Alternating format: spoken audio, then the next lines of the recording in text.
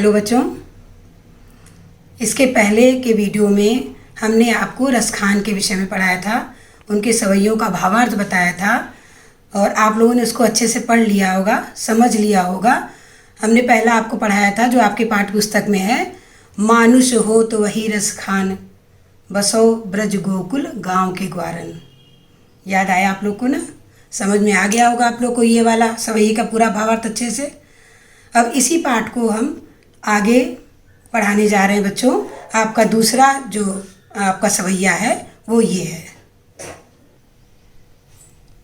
आज गई हुती भोर ही हों, रस खानी रही वही नंद के भव नहीं।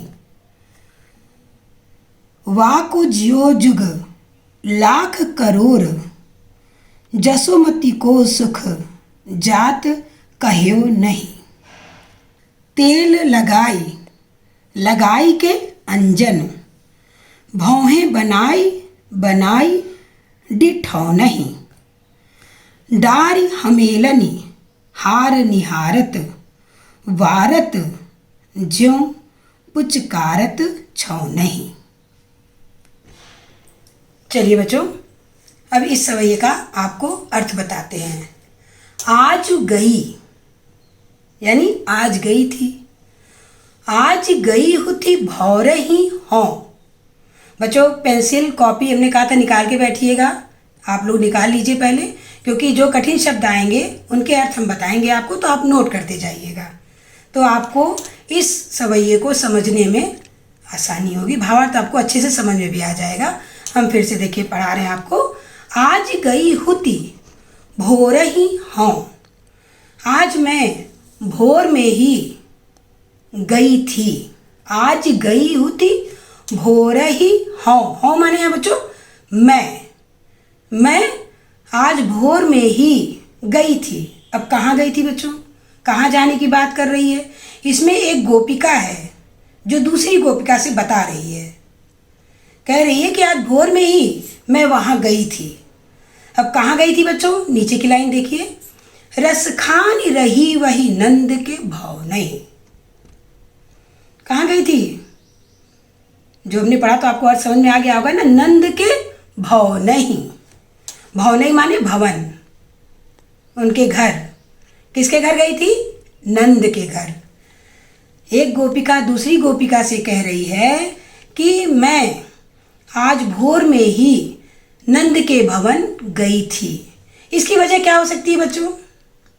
एक तो वो कृष्ण भगवान की सुंदरता से इतना आकर्षित हैं, उनसे इतना मोहित हैं कि उनको बिना देखे रह नहीं पाती, और दूसरे जब वो वहाँ जाती हैं तो जसोदा मैया जिस तरह अपने बच्चे को खिलाती हैं, पुचकारती हैं, उसको नहलाती हैं, वो सब देख करके जितना आनंद यशोदा मैया को मिलता है उतना ही आनंद गोपियों को भी मिलता है।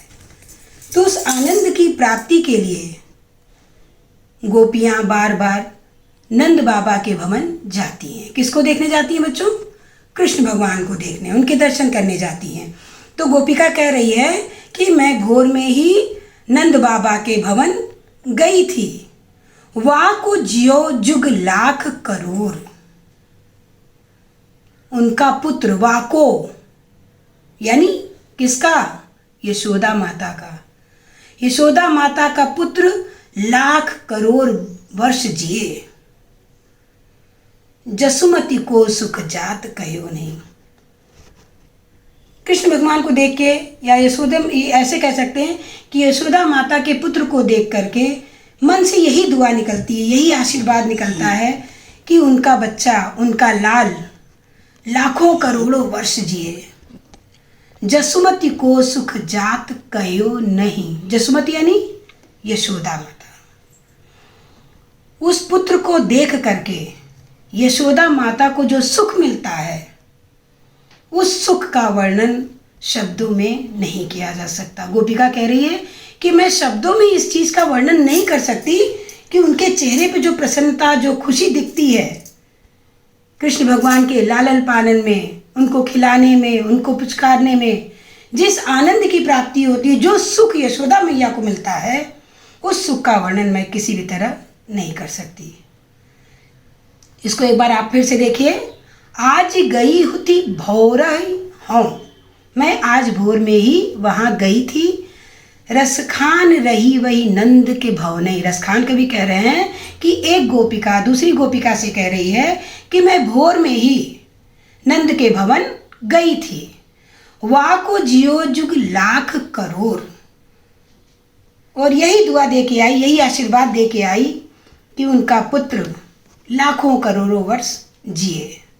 जसुमती को सुख जात कहो नहीं, नहीं कहा जा सकता। क्या नहीं कहा जा सकता? जसुमती को सुख, यशोदा माता के सुख का वर्णन नहीं किया जा सकता है। इसका अर्थ समझ में आ गया होगा बच्चों। अब आगे हम पढ़ा रहे हैं आपको। तेल लगाई, लगाई के अंजन। क्या लगाती हैं कृष्ण भगवान को यशोदा मैया? तेल लगाई, उनको तेल लगाती हैं। लगाई के अंजन, अंजन माने बच्चों क्या होता है? अंजन माने होता है काजल। पहले वो कृष्ण भगवान को तेल लगाती हैं, फिर उनको काजल लगाती हैं। भौहें बनाई, बनाई डिठौ नहीं, उनकी भौहें बनाती हैं और उनको काजल का टीका लगाती हैं। डिठौ नहीं, इसका अर्थ होता है काजल का टीका, वो जिससे बच्चों को नज़र नहीं लगती है। आप लोगों ने देखा होगा ना कि बच्चों को छोटा सा टीका लगा दिया था उनके माथे पे कि उनको किसी की नज़र ना लगे। ऐसे ही यशोदा माता भी अपने पुत्र को सजाते संवारते समय उनको एक काला टीका भी माथे पर लगा देती हैं, उसको कहते हैं डिठौ नहीं। तेल लगाई, लगाई के अंजन, तेल लगाती हैं, काजल लगाती हैं, उनकी भौहें बनाती हैं और उनको अंत में काला टीका भी लगाती हैं ताकि उनको किसी की नज़र ना लगे। फिर है डारी हमेलनी। हमेलन कहते बच्चों एक प्रकार की माला होती है पुष्पों की। फिर उसके बाद वो कृष्ण भगवान को फूलों की माला भी पहनाती हैं। डारी हमेलनी हार, फूलों का हार पहनाती हैं। निहारत, निहारना माने क्या होगा? निहारत, निहारना यानी देखना।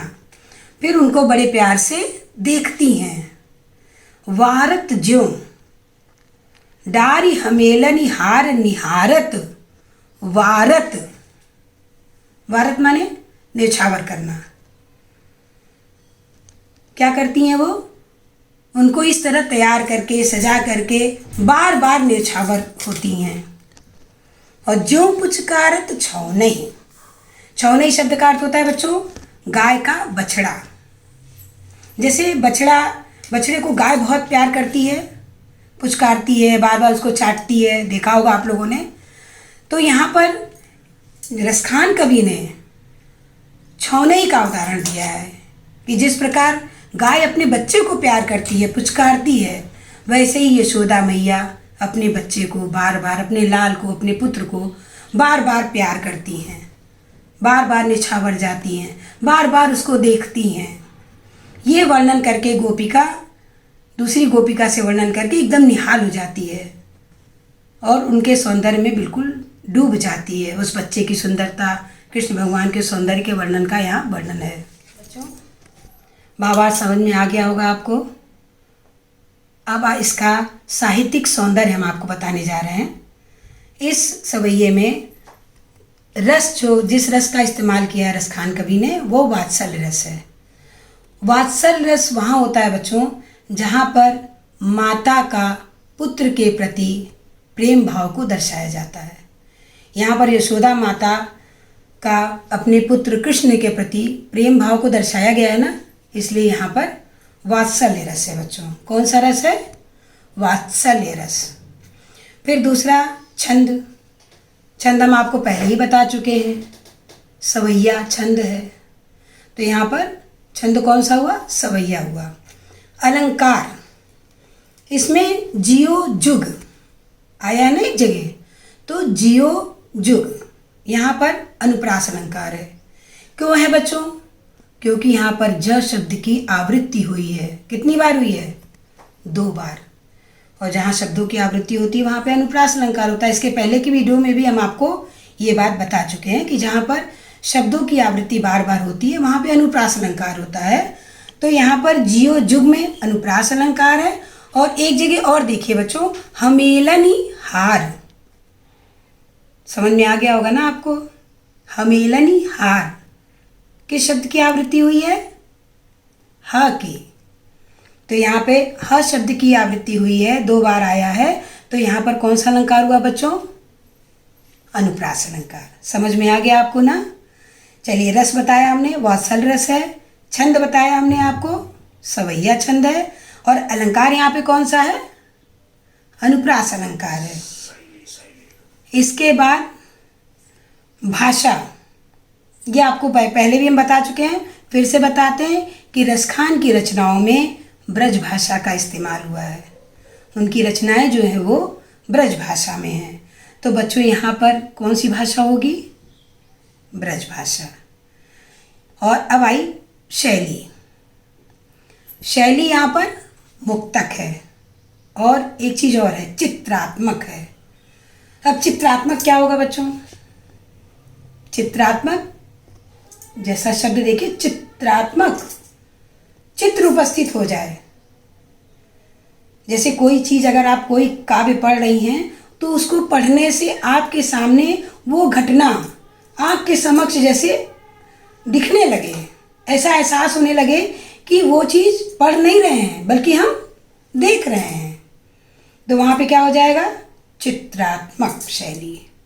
आपको भी जो हमने बताया ये अर्थ, उसमें आप देख रही थी ना कि एक गोपिका दूसरी गोपिका से बता रही है, फिर माता यशोदा अपने पुत्र को कैसे प्यार कर रही हैं, कैसे उसको नहला धुला रही, कैसे उसको सजा संवार रही हैं, कैसे उसके ऊपर न्यौछावर हो रही हैं।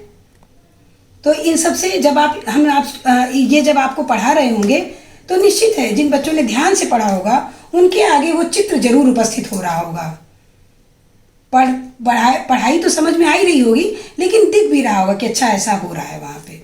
तो वहाँ पर क्या हो, कौन सी शैली होती है बच्चों? चित्रात्मक शैली। इस तरह बच्चों आपको ये अर्थ हमने बता दिया, अच्छे से भावार्थ समझा दिया। और हमें उम्मीद है कि आपने अगर ध्यान से पढ़ा होगा तो आपको ज़रूर समझ में आएगा। फिर भी अगर कहीं आपको कोई कठिनाई हो, किसी शब्द का अर्थ ना समझ में आ रहा हो, तो आप हमसे पूछ सकती हैं। इसके अलावा बच्चों वही रोज़ का काम है, आप अपनी स्वास्थ्य का, अपनी सेहत का बहुत ख्याल रखिए, क्योंकि जो समय चल रहा है उसमें हमें हमारा स्वस्थ रहना बहुत ज़रूरी है। हम स्वस्थ रहेंगे तो ही हम पढ़ा पाएंगे और आप पढ़ पाएंगे। और जितनी जल्दी ये समस्या ख़त्म होगी उतनी जल्दी हम आपको क्लास में आके फिर आमने सामने हम लोग पढ़ेंगे पढ़ाएंगे। तो आपको बहुत अच्छा लगेगा, हमको भी बहुत अच्छा लगेगा। तो आप अपनी सेहत का, अपने स्वास्थ्य का बहुत ध्यान रखें। जैसे आप हाथ धुलते हैं, जैसे आप सफाई रखते हैं, जैसे आप इस बीमारी से अपने को बचा रहे हैं, वो सब कंटिन्यूएशन में रखिए, लगा तो उसको बनाए रखिए। और आप लोग एक चीज़ और कहेंगे, आप लोग मास्क लगाइए, या मास्क सुविधा नहीं है तो आप दुपट्टे से या किसी चीज़ से अपने चेहरे को, नाक को बंद करके रखिए, तो आप इस बीमारी से बचे रहेंगे। चलिए अगले वीडियो में फिर मिलते हैं बच्चों।